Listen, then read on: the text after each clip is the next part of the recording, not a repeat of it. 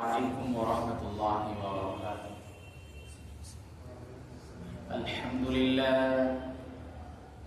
لله نحمده ونستعينه ونستغفره ونعوذ بالله من شرور أنفسنا ومن سيئات أعمالنا ومن يهدي الله فلا مضل له ومن يضلله فلا هادي له وأشهد أن لا إله إلا الله وحده لا شريك له وأشهد أن محمدا عبده ورسوله الذي أرسله بالحق بشيرا ونذيرا وداعيا إلى الله بإذنه وسراجا منيرا فقد قال الله تعالى في كلامه المجيد والفرقانه الحميد أعوذ بالله من الشيطان الرجيم بسم الله الرحمن الرحيم يا أيها الذين آمنوا اتقوا الله وقولوا قولا سديدا আলহামদুলিল্লাহ সমস্ত প্রশংসা সেই মহান রব্বুল আলামিনের দরবারে যিনি আমাকে আপনাকে শাবান মাসের 10 তারিখে পবিত্র জুমার নামাজ আদায় করার তৌফিক দান করলেন। সেই জন্য সে মহামহিম দয়াময় আল্লাহ রব্বুল আলামিনের দরবারে শুকরিয়া আদায় করি, সকলে বলি আলহামদুলিল্লাহ। হাজার দরুদ ও তাসলিম বর্ষিত হোক সেই মহান মানবতার মুক্তির দূত সাইয়্যিদুল মুরসালিন খাতামান নবিয়্যিন, যার দেখার পথে আছে ইহকালীন শান্তি ও পরকালীন মুক্তি। সে আমার আপনার নেতা, বিশ্ব নেতা, সর্বকালের সর্বযুগের সর্বশ্রেষ্ঠ মহামানব, সেই রাসূলের উপরে মহব্বতের সাথে দরুদ প্রেরণ করি, সকলে বলি সাল্লাল্লাহু আলাইহি ওয়াসাল্লাম। সম্মানিত প্রিয় উপস্থিতি, কেমন আছেন সবাই? আলহামদুলিল্লাহ রাব্বিল আলামিন। আল্লাহ রাব্বুল আলামিন আমাকেও ভালো রেখেছেন। আমরা গত সপ্তাহে আলোচনা করেছিলাম শাবান মাসের গুরুত্ব, তাৎপর্য, ফজিলত সম্পর্কে। আজকে সামনে শবে বরাত, এই শবে বরাতের করণীয় ও বর্জনীয় কিছু বিষয় নিয়ে আলোচনা করব এবং আমাদের সামনে আরো একটি জাতীয় ইস্যু আসছে, সেটা হচ্ছে জাতীয় নির্বাচন। এই নির্বাচন কেন্দ্রিক আমাদের সচেতনতা, ইমাম বা খতিব একজন আলেম মানুষদেরকে কিভাবে নসিহত দেবে কোরআন এবং হাদিসের আলোকে, সুন্নাহর আলোকে, সেই বিষয়ে কিছু আলোচনা করব ইনশাআল্লাহ আজিজ। আমরা যে শবে বরাত আমাদের ছোটবেলা থেকেই জেনে আসছি। শবে বরাত এই শব্দটি আরবি শব্দ নয়, এই শব্দটি ফারসি শব্দ থেকে এসেছে। শবে বরাত এটাকে আমরা কোরআন এবং হাদিসের মধ্যে যদি খুঁজতে যাই, এই শব্দটা আমরা এটা খুঁজে পাবো না। শবে শব্দের অর্থ হলো ভাগ্য, আর বরাত হলো এটা রজনী বা মুক্তির ভাগ্য। মুক্তির ভাগ্য যেটাকে বলা হয় সেটা হলো শবে বরাত। হাদিসের পরিভাষায় একে বলা হয়েছে লাইলাতুন নিসফু মিন শাবান, শাবান মাসের মধ্যম রজনী। রাসূল আকরাম সাল্লাল্লাহু আলাইহি ওয়াসাল্লাম এই শাবান মাসের মধ্যম রজনী আসার আগ থেকে এত পরিমাণ ইবাদত বন্দেগী করতেন। রাসূলুল্লাহ সাল্লাল্লাহু আলাইহি ওয়াসাল্লাম বলেছেন যে আল্লাহ তাআলা লাইলাতুন নিসফু মিন শাবান, শাবান মাসের যে মধ্য রজনী হয় সেই দিন আল্লাহ তাআলা সকল বান্দাকে ক্ষমা করে দেন, যদি ওই বান্দাদের মধ্যে শিরক আর বিদ্বেষী বান্দা না থাকে। সকলে বলি সুবহানাল্লাহ। তাহলে বোঝা গেল আল্লাহ সুবহানাহু ওয়া তাআলা সেই দিন গণহারে ক্ষমা করে দেন। সেই দিন সকলকেই ক্ষমা করেন, শুধুমাত্র যদি তার ভিতরে শিরকের গুনাহ না থাকে, শুধুমাত্র যদি তার ভিতরে বিদ্বেষের গুনাহ না থাকে।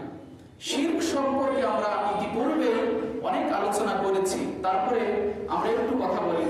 শিরক হলো সেই জিনিস যেটা হলো আল্লাহ সুবহানাহু ওয়া তাআলা আমাকে আপনাকে যে সৃষ্টি করেছেন, তিনি যে আমার রব,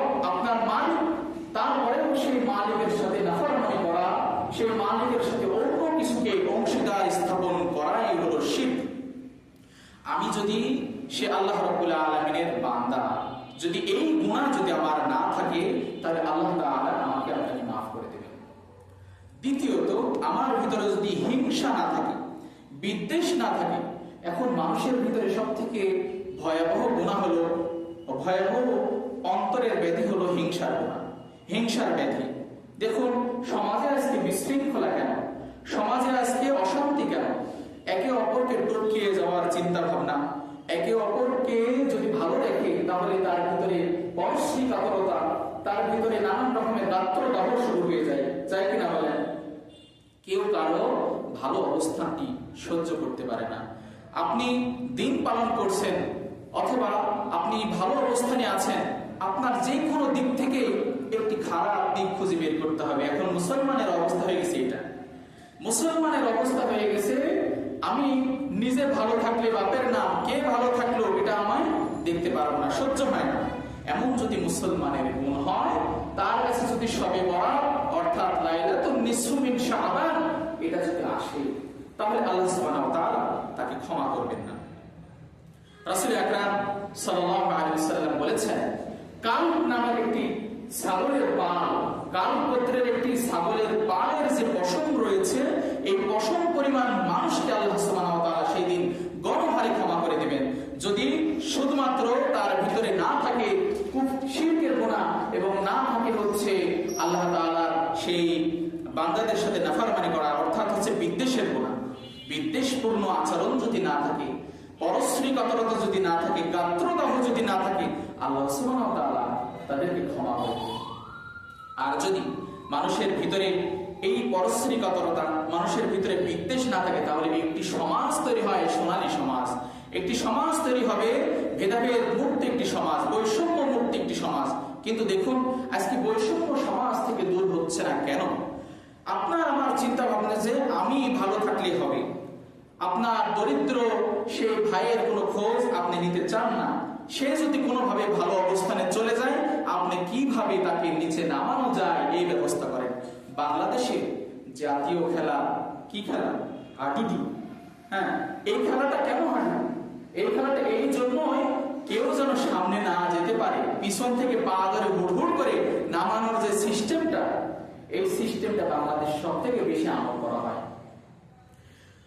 আল্লাহ সুবহানাহু ওয়া তাআলা শুধু বাংলাদেশের ক্ষেত্রেই বলেন না, গোটা পৃথিবীতে যাদের ভিতরে এই হিংসা রয়েছে, হিংসা মানুষকে ধ্বংস করে দেয়। হিংসা এমন একটি আগুন, এই আগুনকে যদি রাখা হয় কাঠের উপরে, কাঠকে যেমন ছাই করে দেয়, ঠিক মানুষের ভালো হৃদয়ের মধ্যে যদি হিংসা আগুন রাখা হয়, সেই হৃদয়টা ছায়ে পরিণত হয়ে যায়।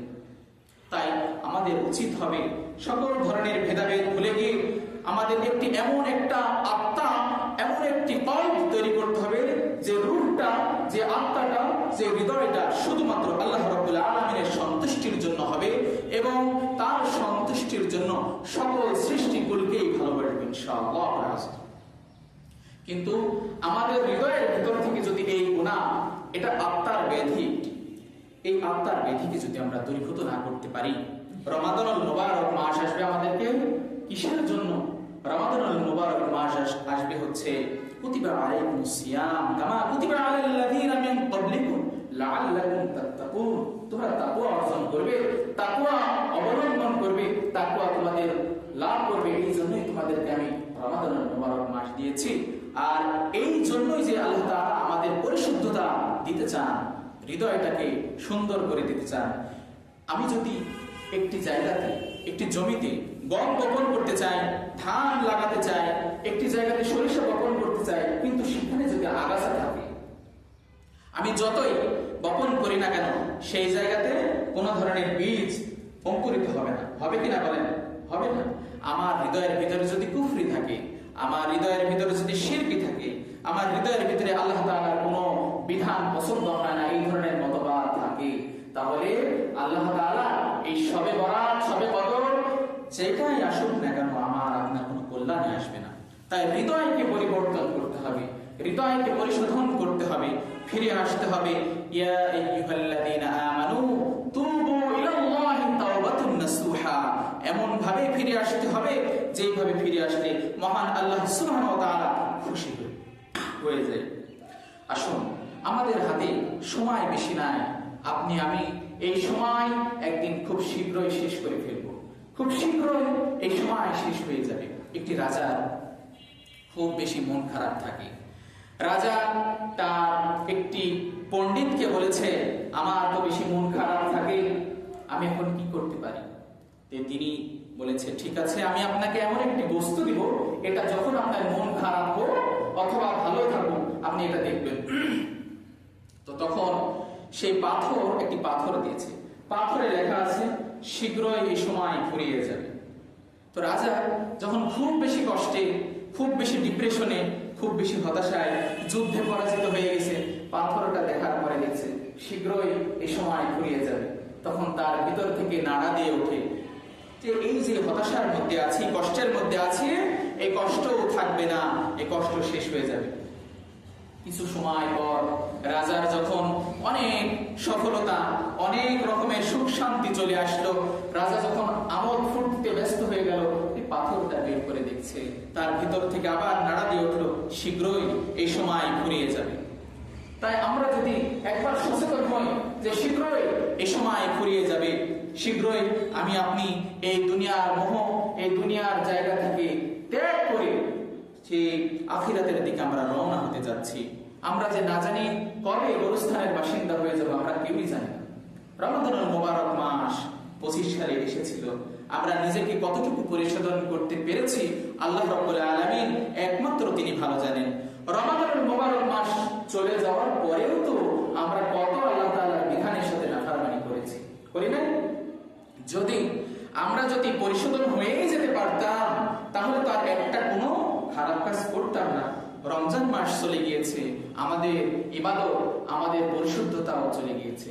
এমনটা যদি 2026 সালে রমাদানুল মোবারক মাসও হয়, তাহলে আমাদের রমজান, শবে বরাত, শবে কদর কোনো গুরুত্ব আসবে না। তাই প্রিয় ভাইরা, আমাদের হৃদয়টাকে এমন ভাবে তৈরি করতে হবে, প্রস্তুত করতে হবে, উর্বর একটি জায়গা, জমিতে পরিণত করতে হবে, যেই বীজই বপন করেন না কেন সেই বীজ তরতর করে গাছ বের হয়ে যাবে। সেই বীজ গাছ বের হবে, এই গাছটাকে আপনি লালন পালন করবেন ঈমানের উর্বর জমিতে, এই গাছের ফসল হবে জান্নাতে, আপনি ফল পাবেন। দুনিয়ার জিন্দেগিটা হলো আপনার এই ফসল ফলানোর জায়গা, আর দুনিয়া ও মাজরাতুল আখিরাহ, দুনিয়া হলো সেই আখিরাতের ফল ফলানোর জায়গা, আখিরাতের আবাদ করার জায়গা। আপনি দুনিয়াতে এসেছেন, কিন্তু যে আবাদ করার জন্য এসেছেন সেই জায়গাটাই যদি অপরিষ্কার থাকে, সেই জায়গাটাই যদি অপরিচ্ছন্ন থাকে, যতই আবাদ করেন না কেন কোনো আবাদ হবে না। তাই সম্মানিত প্রিয় হাজিরিন, আমাদের সামনে যে লাইলাতুন নিসফু মিনাশ শাবান, শাবান মাসের মধ্যম রজনী সামনে আসছে, এটাকে যেন আমরা কাজে লাগাই, এবং এখান থেকে কাজে লাগানোর পরে আমরা যেন আর পাপাচারের পথে ফিরে না যাই। আমরা যেন এখান থেকে তাওবা করে, এখন থেকে তাওবা করে একদম আমাদের জীবনকে সুন্দরভাবে পরিশুদ্ধ করে আগামী জিন্দেগি পরিচালনা করি। কারণ আল্লাহ তাআলা আমাদেরকে তো ক্ষমা করে দেবেন, কিন্তু ক্ষমাটা যদি আবার পরক্ষণে যদি আবার আগের মতোই অবস্থা হয়ে যায়, তাহলে আমরা ক্ষতিগ্রস্ত হয়ে যাব।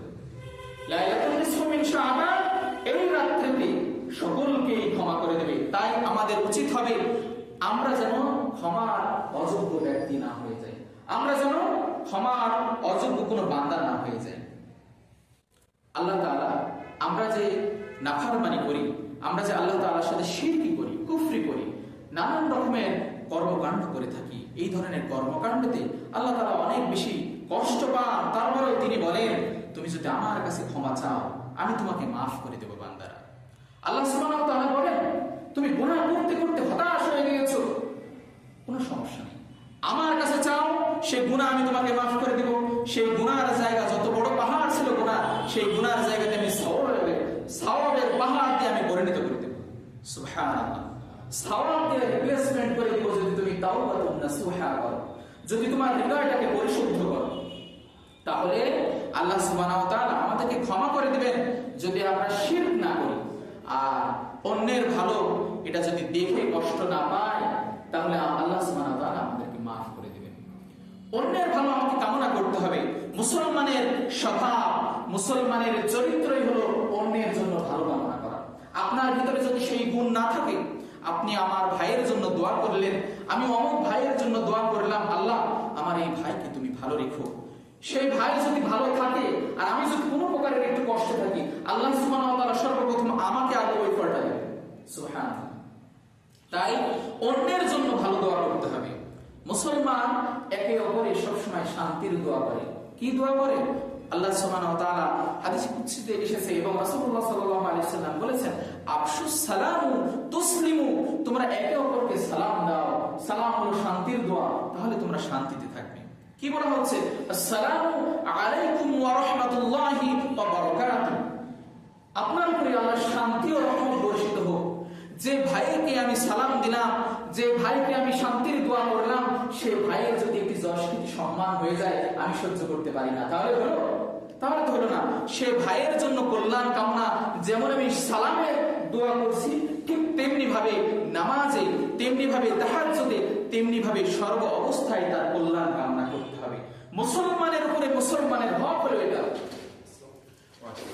এক মুসলমানের উপর আরেক মুসলমানের হক হলো তার জন্য সর্বদাই কল্যাণ কামনা করবে, কখনোই অকল্যাণ কামনা করতে পারে না। সে ব্যক্তিটা খারাপ হোক, সে ব্যক্তিটা জাহেল হোক, সে ব্যক্তিটা মুরতাদ হোক, আল্লাহ রাসূল সাল্লাল্লাহু আলাইহি ওয়াসাল্লাম তিনি চাইলে গোটা আরব জাতিকে ধ্বংস করার দোয়া করে দিতে পারতেন। পারতেন কিনা?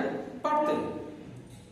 জিবরাইল আলাইহিস সালাম এসে বলেছেন, ইয়া রাসূলুল্লাহ, ইয়া রাসূলুল্লাহ, আপনি খালি আদেশ করুন, এই সাফা মারওয়া পাহাড় দিয়ে তাদেরকে একদম পিষে, মাটির সাথে একদম পিষে দিন। কিন্তু রাসূলুল্লাহ সাল্লাল্লাহু আলাইহি ওয়াসাল্লাম বলেছেন যে আমি যদি এই জাতির ধ্বংসের দোয়া করি, এই জাতি যদি ধ্বংসই হয়ে যায়, তাহলে আমি দিন প্রচার করব কোথায়? কত বড় উদার মানসিকতা ছিলেন, রাহমাতাল লিল আলামিন। এটাই তো রাসূলুল্লাহ সাল্লাল্লাহু আলাইহি ওয়াসাল্লামের চরিত্র, রাসূলুল্লাহ সাল্লাল্লাহু আলাইহি ওয়াসাল্লামের মাধুর্য। এটাই তো আমাদের অনুসরণ করতে হবে, এই গুণই তো আমাদের অর্জন করতে হবে। আমার ভাইয়ের উপরে রাগ থাকতে পারে, তার জন্য আমি কল্যাণের দোয়া করব। যেমনি ভাবে আবু জেহেলের জন্য দোয়া করেছেন, যেমনি ভাবে ওমরে ফারুক রাদিয়াল্লাহু তাআলা আনহুর জন্য দোয়া করেছেন, ইয়া আল্লাহ, আপনি এই দুইজন ব্যক্তির মধ্যে যে কোনো একজনকে ইসলামের জন্য কবুল ও মঞ্জুর করে নিন। ওমর রাদিয়াল্লাহু তাআলা আনহুকে ইসলামের জন্য কবুল করে নিলেন। তো দোয়া করতে হবে, আপনি যাকে পছন্দ করেন, মন থেকে পছন্দ করেন, কিন্তু জাহান্নামের পথে হাঁটছে, জাহান্নামের রাস্তাতে হাঁটছে, সে নেশা করে, সে মাদক গ্রহণ করে, সে অন্যায় পথে, জুলুমের পথে, পাপাচারের পথে, জিনার পথে লিপ্ত রয়েছে, আপনি তার জন্য একটু 2টা মিনিট চোখের অশ্রু ফেলান, চোখের অশ্রু ফেলিয়ে তার জন্য দোয়া করেন। যদি তার এই দোয়ার প্রয়োজন না থাকে, এই দোয়ার ফলটা আপনি সর্বপ্রথম পাবেন। তাই লাইলাতুন নিসফু মিন শাবান সেই ব্যক্তি পাবে যার হৃদয়টা পরিশুদ্ধ, যার হৃদয়ের মধ্যে কোনো রকমের হিংসা নেই, বিদ্বেষ নেই। আমার ভাইয়ের জন্য আমার দোয়া করতে কোনো কষ্ট হয় না, আমি আমার ভাইয়ের জন্য দোয়া করব, আমি আমার প্রতিবেশীর জন্য দোয়া করব, আমি আমার সকল ধরনের জাতি বর্ণ ভেদাভেদ ভুলে গিয়ে সকলের জন্য দোয়া করব। এটাই তো আমার হিংসা বিদ্বেষ ভুলে যাওয়ার মাধ্যম। এখন শুধুমাত্র আমি আমাকে নিয়ে ব্যস্ত হয়ে গেছি, আমি আমাকে নিয়ে দোয়া করি, আমি আমার জন্য কল্যাণ কামনা করি।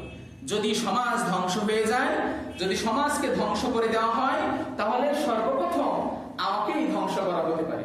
একটি জায়গাতে একটি মসজিদে একটি বুজুর্গ এনে দিন বসেছিল, একটি জায়গাকে ধ্বংস করে দেওয়ার নির্দেশ দিলেন আল্লাহ সুবহানাহু ওয়া তাআলা। ফেরেশতা গিয়ে বললেন, ইয়া আল্লাহ, এই জায়গাতে তো একটি বুজুর্গ এনে দিন বসে আছে, যে তাকেও ধ্বংস করে দাও। সে শুধু কামনা করতো, আল্লাহ আমাকে তুমি ভালো রাখো। সে কখনোই চাইতো না তার জাতিকে ভালো রাখার জন্য, তার জাতিকে কিভাবে তার দ্বীনের দাওয়াত দিতে হবে। ও আনফুসিকুম ওয়া আহলিকুম নার, তুমি নিজে বাঁচো, তোমার আহল পরিবার ওই ভাইদেরকে বাঁচানোর চেষ্টা করো। আমার ভিতরে যদি হিংসা বিদ্বেষ থাকে, তাহলে ওই ভাই মরুক না বাঁচুক, আমার ভিতরে এমন হবে, আমি নিজে ভালো থাকি তাইলেই হবে। কিন্তু আল্লাহ রাসূল সাল্লাল্লাহু আলাইহি ওয়াসাল্লাম তিনি কখনোই এমন কাজ করেন নাই। সর্বদাই 63 বছরের জিন্দেগিতে সারা জীবন অক্লান্ত পরিশ্রম করে গিয়েছেন, সারা জীবন উম্মতের মুক্তির জন্য চেষ্টা করে গিয়েছেন। একটি উদ্দেশ্য, একটি লক্ষ্য, আমার উম্মত যেন একটি সৎ পথের দিশা পায়, আমার উম্মত যেন মুক্তির সন্ধান পায়, আমার উম্মত যেন জাহান্নামের পথ থেকে মুক্তি পেয়ে জান্নাতের পথ লাভ করতে পারে। একটি উদ্দেশ্য।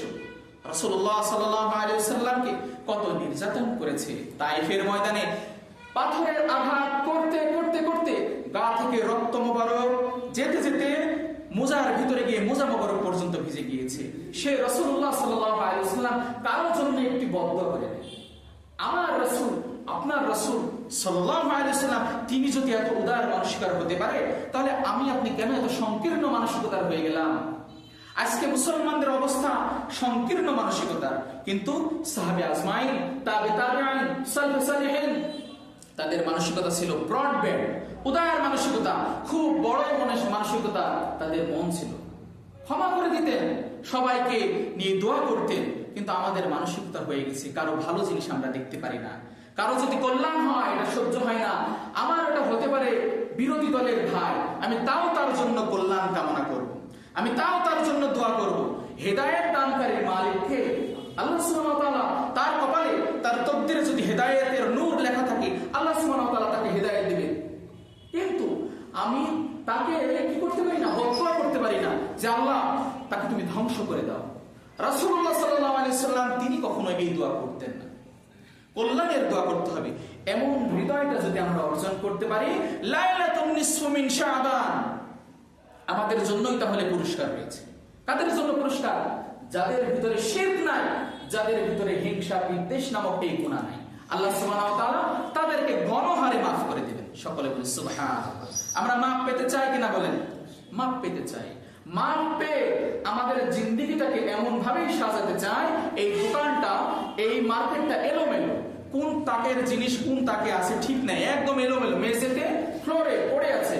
কিন্তু এমন ভাবেই সাজাতে হবে, সামনে রমজানের ঈদ আসতে, তাহলে কিভাবে সাজাবেন? সুন্দরভাবে পরিপাটি করা লাগে না? ঠিক এমন ভাবে সাজাতে হবে আমাদের ঈমানের তাক, এমন ভাবে সাজাতে হবে এই সাজানোর পরে আর যেন এলোমেলো না হয়ে যায়।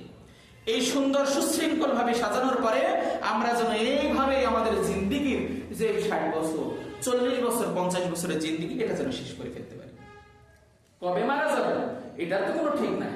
আজও মারা যেতে পারি, কালও মারা যেতে পারি, আবার 50 বছর এখন থেকে বেঁচে থাকতে পারি, 100 বছরও বাঁচতে পারি। কিন্তু আমার হৃদয়টা যেভাবে সাজিয়েছি আর অগোছল করবো না ইনশাআল্লাহ। সাজিয়েছি কোরআন দিয়ে, সাজিয়েছি সুন্নাহ দিয়ে, সাজিয়েছি রাসূলুল্লাহ সাল্লাল্লাহু আলাইহি ওয়াসাল্লামের ভালোবাসা দিয়ে। এই হৃদয়কে সাজানোর পরে, এই হৃদয়কে পরিপাটি করার পরে আর কি করা যাবে না? নষ্ট করা যাবে না। আপনি সুন্দর একটি টিস্যু কাপড়ের, সুন্দর একটি কটন কাপড়ের পাঞ্জাবি পরেছেন, জুব্বা পরেছেন, আপনি আর কি করবেন না? আপনি চাইলেও এখন কি কাদা মাটির মধ্যে যাবেন? যাবেন না। আপনাকে এখন পরিশুদ্ধ থাকার চেষ্টা করতে হবে।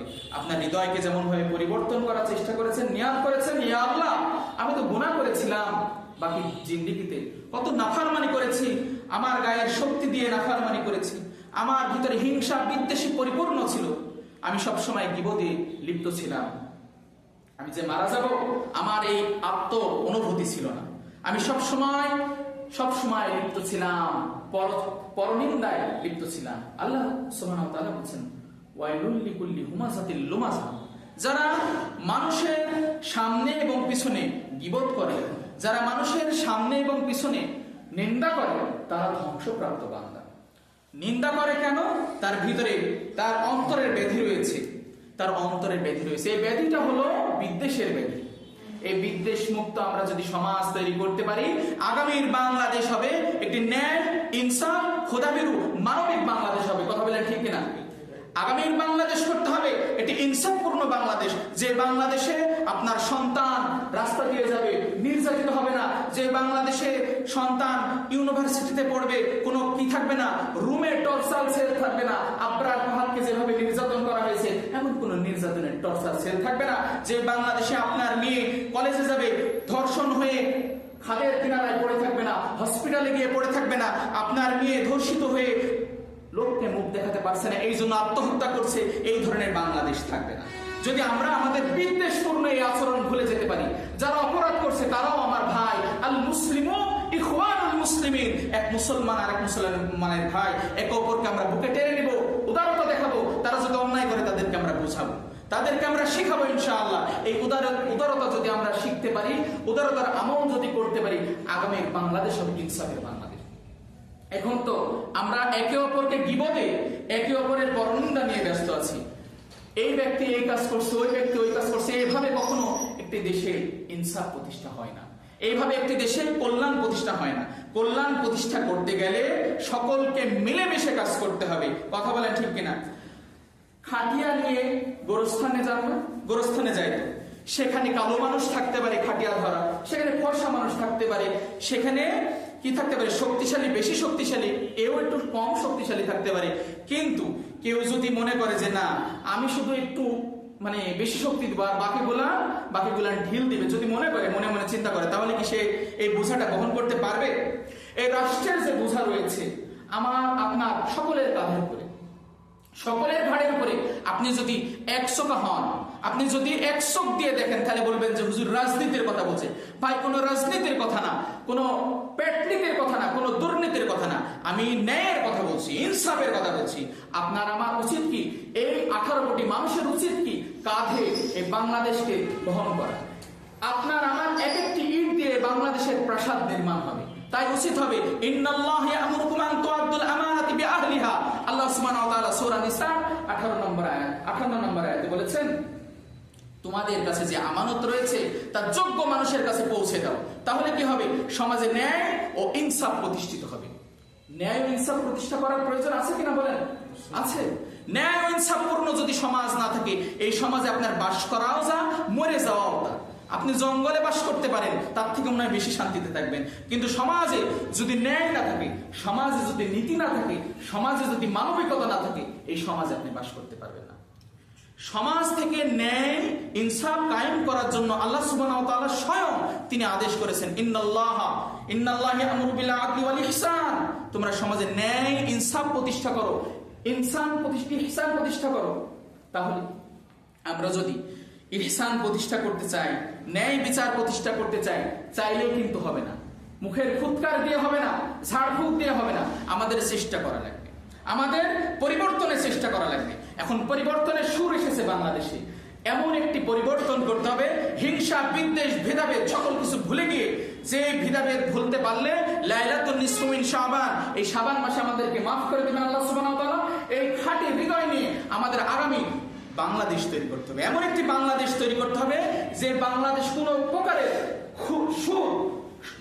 কোনো প্রকারের কি থাকবে না, সুদ থাকবে না, কোনো প্রকারের ঘুষ থাকবে না, কোনো প্রকারের রাহাজান থাকবে না, কোনো প্রকারের ডাকাতি থাকবে না। রাত্রে আপনি বাস চালিয়ে যাচ্ছেন, গাড়ি থামিয়ে আপনার মাথায় অস্ত্র ঠিকই আপনার থেকে টাকা নিয়ে নিচ্ছে, আপনার থেকে নিয়ে নিচ্ছে সহায় সম্বল যা কিছু আছে নিয়ে নিচ্ছে, প্রাইভেট কার থামিয়ে আপনাকে অস্ত্র ধরা হচ্ছে। এটা কোনো বাংলাদেশ হতে পারে না। এই বাংলাদেশকে আমরা পরিবর্তন চাই। তাই আমাদের উচিত হবে ন্যায়ের পক্ষে, আমাদের উচিত হবে হায়ের পক্ষে কাজ করা। আল্লাহ তাআলা বলেছেন, ওয়ালা তালবিসুল হাক্কা বিল বাতিল ওয়া তাকতুবুল হাক্কা ওয়া আনতুম তা'লামুন। তোমরা জেনে শুনে সত্য আর মিথ্যাকে একত্রিত করো না, আর জেনে সত্যকে গোপন করো না। অর্থাৎ আমি জানি এটা মিথ্যা, আমি জানি এটা অসত্য, কিন্তু আমি জেনে শুনে অসত্যর পক্ষ নিতে পারি না। আমি জানি এটা হ্যাঁ না, এটা না, কিন্তু আমি জেনে ওই ন্যায়ের পক্ষ নিলাম। কাল কিয়ামতের কঠিন মুসিবতের সময় আল্লাহ সুবহানাহু ওয়া তাআলা বলবেন, ইকরা কিতাবাকা কাফা বিনাফসিকা আল-ইয়াওমা আলাইকা হাসিবা। এই মিয়া পড়ো, তুমি দুনিয়াতে যে অপকর্মগুলো করেছিলে এই কিতাবটা তুমি পড়ো। আমি সেদিন পড়তে পারবো না, সেদিন আমি বলবো আল্লাহ আমি খুব নাফরমানি করে ফেলেছি, আল্লাহ আমাকে মাফ করে দেন। আল্লাহ তাআলা বলবেন আর কোনো সুযোগ নেই। তাই আমাদের উচিত হবে ন্যায় ও ইনসাফ পূর্ণ, এটি মানবিক পূর্ণ একটি বাংলাদেশ গড়ার জন্য আমাদের কাজ করতে হবে। আমাদের হিংসা বিদ্বেষ ভেদাভেদ ভুলে গিয়ে এমন একটি কাজ করতে হবে যাতে করে আগামীর বাংলাদেশ হয় একটি খোদাভীরু, একটি আদর্শিক বাংলাদেশ।